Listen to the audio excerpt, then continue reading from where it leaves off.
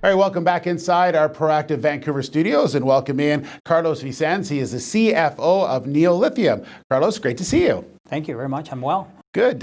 So it's been a few months since I had a chance to talk about Neolithium. So excited to have you here. And first off, why don't we just give the viewers a quick update on the project itself?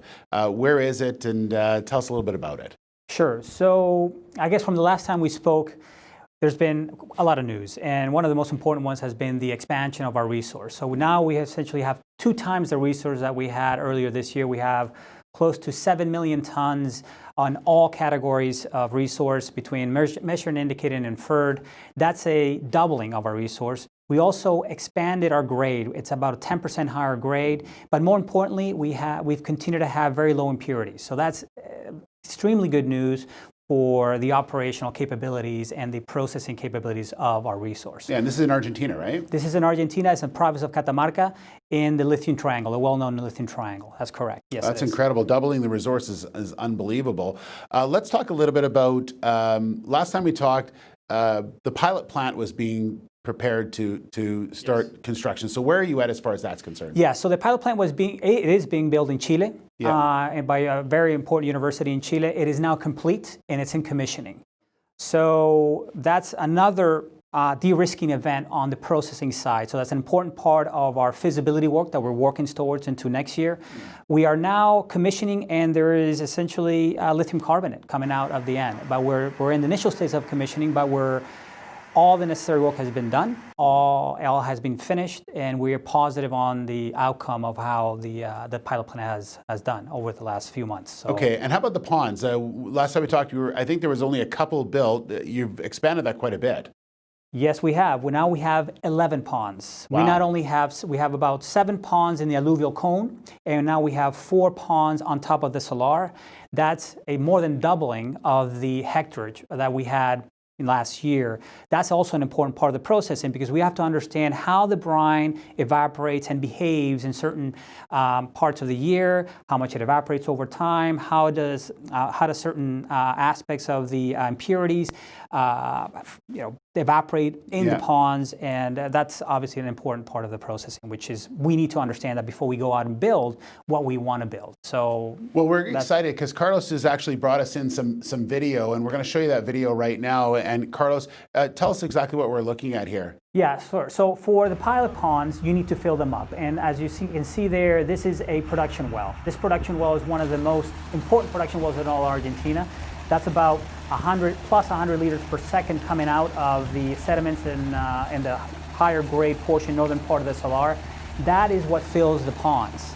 And that in itself is extremely important, because you need to have sufficient amounts of brine coming out of your salar or your project in order to fill these ponds. These ponds are huge. I mean, we're talking about 600 hectares of ponds that are going to be built plus over time. So you need to have quite a bit of brine. That video is quite dramatic because it's coming out. A lot of people think in the industry you go down and get stuff. This seems like it's coming right out. It's incredible to see. Yeah, you don't find these types of amounts of lithium coming out. This is one of the best in Argentina, if not the best, and this is comparable to the best in the world in Atacama Salar and so forth. So this is one of the best, and we're now building more of these. We already have 2 of these production wells. We're going to build another 2 or 3 over the next months.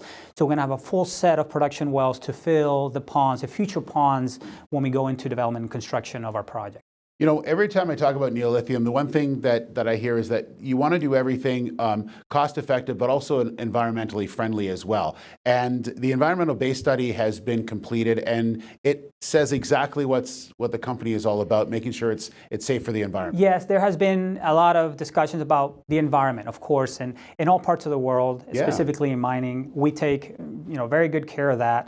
Our environmental baseline has been introduced to the province of Catamarca, and the results were extremely favorable. There's no impact whatsoever on the environment from having a project like ours operating there. There's no communities and inhabitants in and around our area. There's no dramatic amounts of life in around, so it makes it much easier.